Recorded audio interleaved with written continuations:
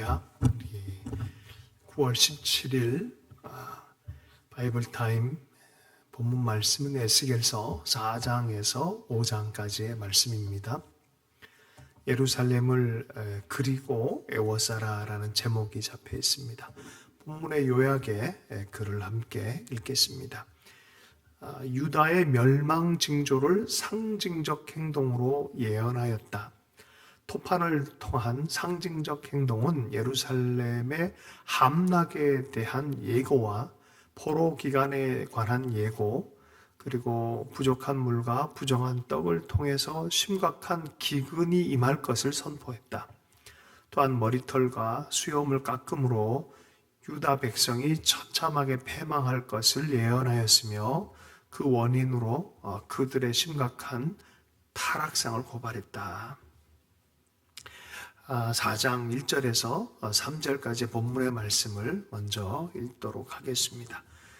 너 인자야 토판을 가져다가 그것을 내 앞에 놓고 한 성읍 곧 예루살렘을 그 위에 그리고 그 성읍을 애워싸되 그것을 향하여 사다리를 세우고 그것을 향하여 흙으로 언덕을 쌓고 그것을 향하여 진을 치고 그것을 향하여 공성태를 둘러 세우고 또 철판을 가져다가 너와 성읍 사이에 두어 철벽을 삼고 성을 포위하는 것처럼 애워싸라. 이것이 이스라엘 족속에게 징조가 되리라. 4장부터 이제 1장부터 3장까지는 에스겔의 소명장입니다. 중보기도와 같은 예언적인 직임을 중보기도자이며 또 예언자로서 또 하나님의 말씀을 전하는 그런 이유들을 설명을 합니다. 포로로 잡혀왔지만 제사장인 직분이 제사장이었어요. 그런데 성전이 없는 곳에서 어떻게 제사장 직분을 할 수 있겠습니까? 하나님께서 이 제사장이었던 에스겔을 30살 때 예언자로 중보기도자로 부르셔서 이런 역사적 상황들을 설명하는 첫 번째 순종을 하라고 한 그 장면이 바로 오늘 4장부터 시작이 되어집니다. 이 에스겔의 예언은 이 행동과 특별히 많이 연결해서 말뿐만이 아니라 예언적 행동을 보게 되어집니다. 그래서 4장 첫 번째에 하나님께 시키신 예언적 행동은 토판, 흙으로 만든 태블릿판 같은 곳에 그림을 그리게 합니다. 토판에다가 무엇을 그리냐면은 예루살렘 성을 그리게 합니다. 예루살렘 성, 그러니까 이 보이는 이 토판에다가 예루살렘 성을 그림을 그리는 거죠.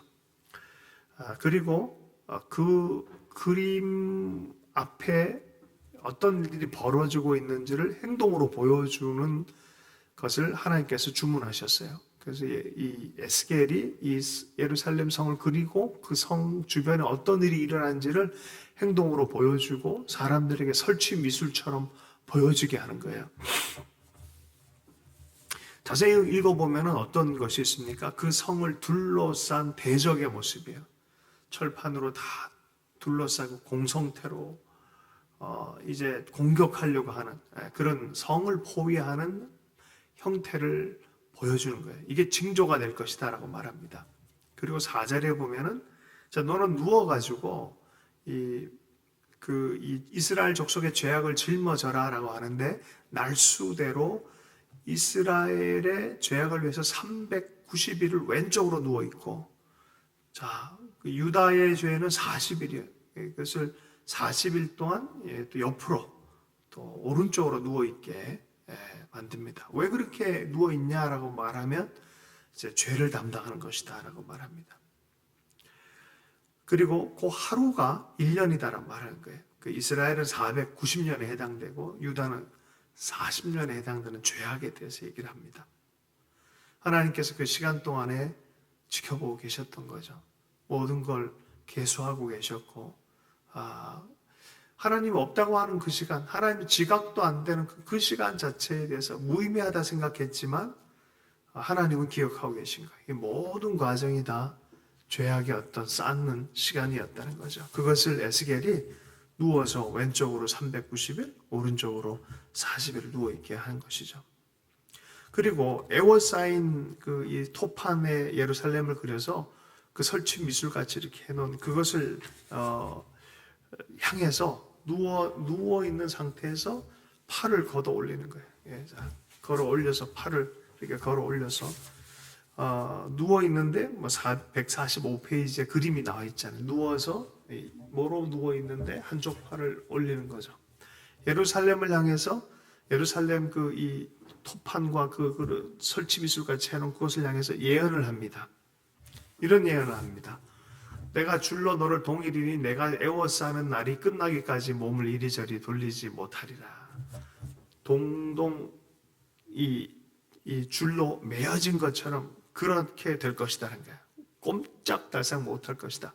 실제로 느부갓네살이 와서 꽁꽁 묶어놓고 이 군사들을 다 뱅 돌려버렸어요. 줄에 묶인 것처럼 이들이 밖으로 나가지도 못하고 어떤 일도 못합니다. 성 안에서 사는 사람들 어떻겠습니까? 죽을 때까지 멸망할 때까지 그렇게 공성전을 하고 있는데 그러다 보니까 성 안이 기근과 가난과 어려움들이 발생하기 시작합니다. 그거를 9절 이후에 이제 예언을 했어요. 너는 밀과 보리와 콩과 팥과 조와 귀리를 가져다가 한 그릇에 담고 너를 위하여 떡을 만들어 내가 옆으로 눕는 날 쓰고 390일 동안 먹되 너는 음식물을 달아서 하루 20세겔씩 때를 따라 먹고 물도 6분의 1 흰씩 되는 때를 따라 마시라. 너는 그것을 보리떡처럼 만들어 먹되 그들의 목전에서 인분 불을 피워 구울지니라. 이게 참 아직은 이 3차 느부갓네살의 이 예루살렘 성의 3차 이 공격이 이루어지지 않는 상태에서 2차 때 포로로 잡혀온 에스겔이 예루살렘에 있는 성전이 이렇게 당할 것이다라는 것을 예언을 하고 있는 거예요. 자, 그 성이 누워서 390일 동안 눕고 죄를 담당하는 그 시간 동안 어떻게 먹고 지냅니까? 라고 했을 때 주님이 이렇게 합니다. 하루에 이 떡을 20세겔씩 때를 따라 먹고 물도 6분의 1 흰을 해라. 여러분 이게 많은 것 같은데 227g이에요. 227g. 그거 갖고 하루를 먹는 거예요. 물은 1리터보다 조금 적습니다. 뭐 3분의 1 정도 되는 어떻게 보면 조그만 물병 1개 반, 뭐 한 2개, 조그만 물병 그거 갖고 버티는 거예요. 겨우겨우 버티는 그런 어려운 일들이 있을 것이라는 거예요. 자, 그 떡은 어떻게 구워서 준비를 했냐? 인분을 가지고 불을 구워서 먹으라라고 말합니다. 뭐 듣기만 해도 어떻게 그걸 먹어라는 생각인데 이 에스겔의 직분이 뭡니까? 그 계보 전체가 제사장 직분이 그렇게 부정한 거 못합니다 주님. 감정적으로 그냥 아니에요. 이거 어떻게 해요? 라는 생각이 들지 않겠습니까? 14절에 내가 말하되 주 여호와여 나는 영혼을 더럽힌 일이 없나이다. 어려서부터 지금까지 스스로 죽은 것이나 짐승에 찢긴 것을 먹지 아니하였고 가증한 고기를 입에 넣지 아니하였나이다. 굉장히 제사장 직분으로서 음식법 또 여러 가지 이 관련 법들을 어려서부터 거룩하게 지켜오고 살아온 난데 이런 이 부정한 것들을 하라고 하시니 이게 내 마음으로 받아들이기 참 어렵습니다라고 하나님께 얘기했더니 하나님께서 그러면은 인분은 조금 그렇고 쇠똥으로 인분을 대신하기를 허락한다라고 해요. 그래서 중동 땅에 가보면은 소의 똥이나 이런 것들은 말려가지고 연료로 사용을 많이 합니다. 이 정도는 뭐 어느 정도 일상적으로 할 수 있는 일이라고 생각해서 소똥을 구해가지고 떡을 굽고 그렇게 390일, 40일 동안 누워서 예언을 합니다. 17절 떡과 물이 부족하여 피차에 두려워하여 떨며 그 죄악 중에 쇠폐하리라. 왜 이걸 해야 됩니까? 할 때 떡과 물이 부족해서 피차 두려워하여 떨며 그 죄악 중에 쇠폐하리라 라는 것을 예언하기 위한 거예요. 예루살렘 앞으로 이렇게 될 거다. 이런 일들이 일어날 거다. 자, 5장에서는 두 번째 또 이 하나님께 누워서 떡 먹고 하는 그런 예언 말고 또 다른 예언을 하나님께서 또 행동으로 하라고 말합니다. 어떤 것입니까? 1절부터 4절까지 말씀을 읽어보겠습니다. 너 인자야, 너는 날카로운 칼을 가져다가 삭도로 삼아 내 머리털과 수염을 깎아서 저울로 달아 나누어 두라. 그 성읍을 애워싸는 날이 차거든 너는 터럭 3분의 1은 성읍 안에서 불사르고 3분의 1은 성읍 사방에서 칼을 치고 또 3분의 1은 바람에 흩어라. 내가 그 뒤를 따라 칼을 빼리라. 너는 터럭 중에서 조금을 내 옷자락에 싸고 그 가운데에서 얼마를 불에 던져 사르라. 그 속에서 불이 이스라엘 온 족속에게 나오리라. 머리털과 수염을 삭도를 가고 깎으라고 말합니다. 머리털. 중동의 사람은 대부분 이슬람 사람들 보면 머리털 수염이 굉장히 길잖아요. 비슷해요. 냅두면 그냥 막 참 아주 덥수룩하게 자라나는 거죠. 머리털과 수염을 일단 깎아서 저울에 달고 3분의 1, 3분의 1, 3분의 1.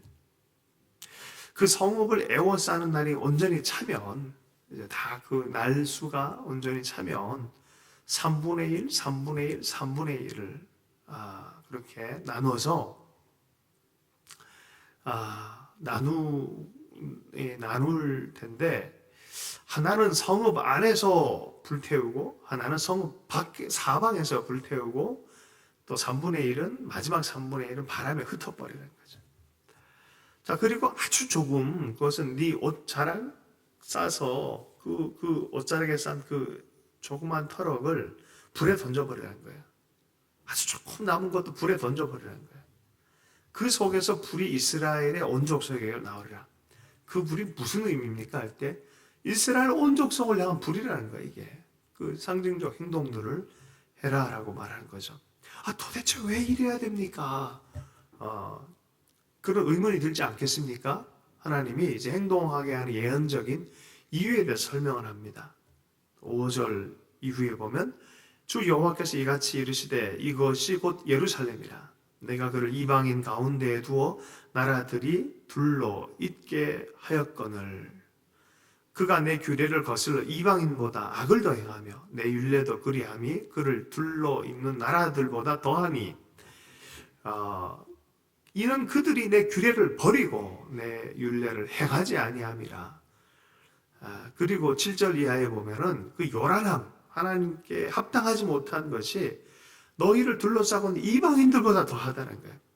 좀 쉽게 얘기하면 교회가 세상의 도덕률보다 더 못한 그런 일들이 일어난다는 거예요. 어쩜 저럴 수 있을까 싶을 정도의 일들을 서스름없이 해버리는 예루살렘,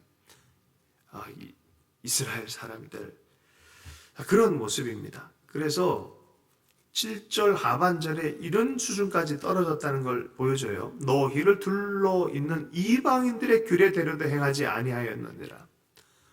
세상의 규범보다도 못한 삶을 살아버리고, 이게 하나님을 믿는다고 하나님의 이름은 있는데 세상의 태도보다도 훨씬 못하고 예의와 범절도 없고 사람 사이 인륜도 없고 하나님을 향한 경외는 찾을 수도 없고 하나님의 이름이 있지만 미신화했고 우상화해가지고 이게 뭐 세상 사람들의 길보다 더 못하게 우상화해놓고 하나님을, 그거는 우상의 물건의 문제가 아니에요. 마음속에 그런 우상을 만드는 마음의 태도의 문제인 거죠.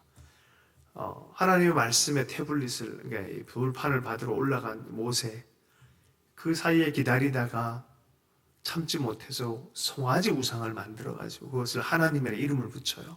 이름만 하나님이지 체제와 시스템, 내면의 세계는 미신입니다. 내면의 세계는 이미 세속화되어진 거예요. 바로 이때가 이런 때였다는 거예요. 예루살렘은 이름만 예루살렘이고 하나님의 성경책을, 말씀을 가지고는 있지만 읽지도 않고 순복하지도 않아요. 성경을 소유하고 있지 읽고 순복하지 않아요.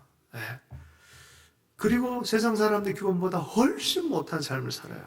어떻게 저렇게 살 수 있냐? 의도 없고 의리도 없고 규범도 없고 막 사는 걸 몰라요. 하나님께 그래서 이런 예언적 행동을 통해서 심판을 말씀하고 있는 것이죠. 자, 그래서 이방인의 목전에서 벌을 내리는데 전무후무한 벌이 내려질 거란 거예요. 10절의 말씀에 보면 아들과 아버지가 서로 잡아먹는, 말라기에서 보면은 잘 되고 저주가 끝나고 축복된 삶은요, 아비와 자식 사이가 하나님 안에서 연합하고 마음과 마음이 연합하고 정말 그럴 때 저주가 사라집니다. 땅이 잘 됩니다. 그런데 이런 죄악이 들어오고 하나님을 경외함이 없을 때 아버지와 아들 사이가 그냥 나 몰라라 하고 미워하는 정도가 아니라 서로 잡아먹는 사이가 돼버려요. 가난이 들이닥쳤고 포악이 들이닥칠 때 관계가 무너집니다. 아버지가 아들을 잡아먹고 아들이 아버지를 잡아먹는 이러한 비참한 저주가 이 땅 안에 임해버리는 것이죠. 이게 참 눈물 나는 얘기예요. 이 제사장 직분인 에스겔이 이거를 들을 때 충격은 어떠했으며, 이걸 또 해야 하는, 예언적 행동해야 되는 그 심정은 또 어떠했을 거며, 이러한 마음으로 또한 예언을 했던 이스라엘 예루살렘 내에 예레미야, 늙은 예레미야가 있고 포로가 되어진 젊은 에스겔이 이렇게 예언을 하고 있어요. 아니나 맞기나 하나님의 말씀이 여전히 하나님의 백성들에게 전해지고 있습니다. 11절 말씀을 보면요, 주님이 계속 말씀하십니다. 내가 나의 삶을 두고 맹세하노니 내가 모든 미운 물건과 모든 가증한 일로 내 성소를 더럽혔은즉. 여러분, 그래서 우리가 마음의 성소를 지킬 필요가 있어요. 그리고 보이는 하나님께 드려진 그러한 삶의 자리들도 거룩하고 경건하게 정렬시킬 필요가 있습니다. 마음속에 미운 물건들, 미운 마음들, 우상 숭배의 속성들, 이것들을 나 몰라라 하면서 그냥 가지고 와서 어느 순간 그리스도인이라는 이름만 있을 뿐이지 마음속에 미운 물건, 가증한 것도 우상 숭배 체제와 똑같은 마음의 태도로 살아간다 그러면 어떻겠습니까? 구약의 이야기들은 우리 신약의 백성들, 복음 안에 있는 백성들을 위한 교훈의 책이에요. 어떤 것이 하나님의 마음인지 우리에게 보여주고 있는 것입니다. 자, 그런 결과가 뭐냐? 너희들 미약하게 긍휼을 베풀지 아니하고 아끼지 아니하고 미약하게 되어지고 전염병이 돌고 기근이 있고 사방에서 칼로 인해서 엎드러지고, 그리고 흩어진 사람들은 흩어지게 되고 그 흩어진 사람들마저도 그 칼이 뒤따르게 될 것이다 라는 것이 이 시대의 예언입니다. 그리고 하나님의 심판의 노가 다 가라앉은 이후에나 이 심판 역시도 하나님의 열심으로 말미암아 되어진 것들을 사람들이 이제 알기 시작하는 것이죠. 어쨌든 이것은 하나님의 노였고 하나님의 손이었고 구원의 손길이 심판의 손이 되어버린 거죠. 노와 분과 중한 책망이 그들에게 임할 수밖에 없었고, 너를 둘러싸고 있는 이방인들에게 내가 수치와 조롱거리가 되고 두려움과 경고가 될 것이다 라는 것이 여호와 하나님의 말씀이었어요. 말씀을 마무리하면서 우리 16절부터 17절까지의 말씀을 다시 한번 읽어보겠습니다. 내가 멸망하게 하는 기근의 독한 화살을 너희에게 보내되 기근을 더하여 너희가 의뢰하는 양식을 끊을 것이라. 여러분, 우리는 누구를 의뢰하며 살아야 됩니까? 양식을 공급하는 하나님을 의뢰하며 살아야 돼요. 일용할 양식을 구하라라고 주님께서는 우리에게 기도를 가르치셨습니다. 왜냐하면 하나님이 주시기 때문에 그렇습니다. 그런데 이들은 의뢰하는 양식이라는 표현을 써요. 소유의 소망을 두고 있고 지금 환경에 소망을 두고 있고, 자, 그것을 끊어버리겠다는 거예요. 하나님 이외에 신뢰하고 있는 어떤 무엇인지 그건 다 우상의 자리에 있는 것입니다. 하나님을 대체한 어떤 좋은 것도 그건 다 우상이 되는 거죠. 끊어버리겠다는 거예요. 그리고 기근을 더하겠다. 표현이 이렇습니다. 멸망하게 하는 기근의 독한 화살이라고 합니다. 하나님이 권능의 화살을 쏴서 대적을 물리치게 하는 그 화살이 이제는 멸망하게 하는 기근의 독한 화살이 돼서 기근이라는 화살로 예루살렘을 조준하고 있다는 거죠. 기근과 사나운 짐승들은요, 하나님이 성경 전체에서 보면은 이때 고대 근동의 사회에서 보면 조약 위반을 해서 보낼 때 발생하는 저주가 바로 사나운 짐승이에요. 성벽이 무너지고 나면 거기에 사람이 안 살면 누가 와서 삽니까? 짐승들이 깃들 수밖에 없는 거예요. 네, 그런 표현이죠. 기근, 전염병, 죽음.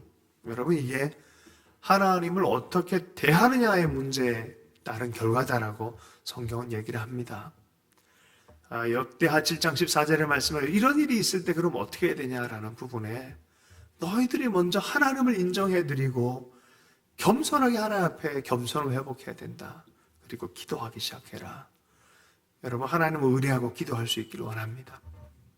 그리고 내 삶의 자리가 세속의 자리, 하나님 미워하는 자리로 가고 있는지 아니면 하나님을 향해서 살아가고 사람들을 향한 바른 태도를 갖고 있는지 내 지향, 내 방향이 바른지를 확인을 해서 틀리다면 바른 길로 돌이키라는 거야. 돌이키는 시간. 그리고 마음 안에 내 소유, 내 마음, 내 욕구 이 중심이 아니라 하나님과의 관계의 기쁨을 회복하는 이 갈망의 회복, 바로 그러한 역사가 일어날 때 하나님께서는 그 땅을 회복시켜 주실 것이다 라고 말합니다.